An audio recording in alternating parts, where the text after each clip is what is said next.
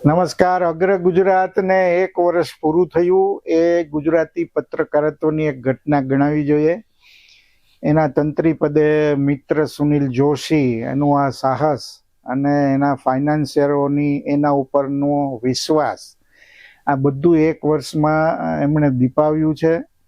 એટલું જ નહીં, સ્થાનિક પત્રકારત્વમાં કઈ રીતે તમારે આગળ વધવું એના કેટલાક એમણે દાખલા પણ બેસાડ્યા છે. અખબારનો ઇમ્પેક્ટ હોવો જોઈએ, એ ઇમ્પેક્ટની દ્રષ્ટિએ પણ અગ્ર ગુજરાતની ભૂમિકા રાજકોટ શહેર અને સૌરાષ્ટ્ર માટે બહુ મહત્વની રહી છે. 1 વર્ષ બાદ હવે બહુ સરસ મજાની ઓફિસમાં એમનું સ્થળાંતર થયું છે અને આપણે અહીંયા બેઠા છીએ ત્યાં એક સરસ મજાનો સ્ટુડિયો બન્યો છે. એટલે હવે ડિજિટલ ક્ષેત્રે, સોશિયલ મીડિયાની ક્ષેત્રે છે જ એમની હાજરી, પણ એ હાજરી વધારે બોલકી બને, વધારે વ્યાપક થાય એવું પણ ઈચ્છનીય છે.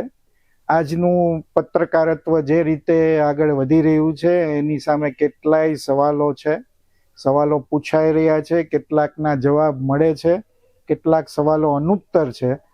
આવી સ્થિતિમાં પ્રજાકીય પત્રકારત્વ કેવું હોવું જોઈએ, સવાલો પૂછવાની પદ્ધતિ કેવી હોવી જોઈએ, અને સરકાર જ્યારે સારું કામ કરે ત્યારે પીઠ થાબડાય અને જ્યારે ભૂલ કરે ત્યારે કાન ખેંચવાની જે જર્નાલિઝમની બેઝિક જે સિદ્ધાંતો છે એ અગ્ર ગુજરાત પાડતું આવ્યું છે ને વધારે જવાબદારીથી એનું પત્રકારત્વ આગળ વધે અને સાંજના અખબારોની એક રાજકોટમાં ફ્લેર રહી છે જે આખા ગુજરાતમાં ક્યાંય જોવા નથી મળતી.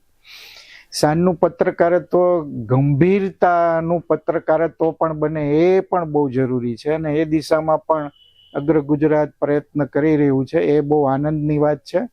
આ જ રીતે આ અખબાર પ્રિન્ટ મીડિયા તરીકે અને ડિજિટલ મીડિયા તરીકે સતત પ્રગતિ કરે એવી શુભેચ્છા. આભાર. અમારા ખાસ મિત્ર સુનિલભાઈ જોશી કે જેની આગેવાની હેઠળ અગ્ર ગુજરાતે ટૂંક સમયમાં મોટી હરણફાળ ભરી છે. અગ્રગણ્ય ન્યૂઝ તરીકે એ લોકો જાણીતા ખૂબ જ થયા છે અને અગ્ર ગુજરાત આજે 1 વર્ષ પૂર્ણ કરી અને એની નવી ઓફિસમાં આજે મુકામ લીધો છે. હું દરેકને આ બાબતમાં ખૂબ ખૂબ અભિનંદન આપું છું.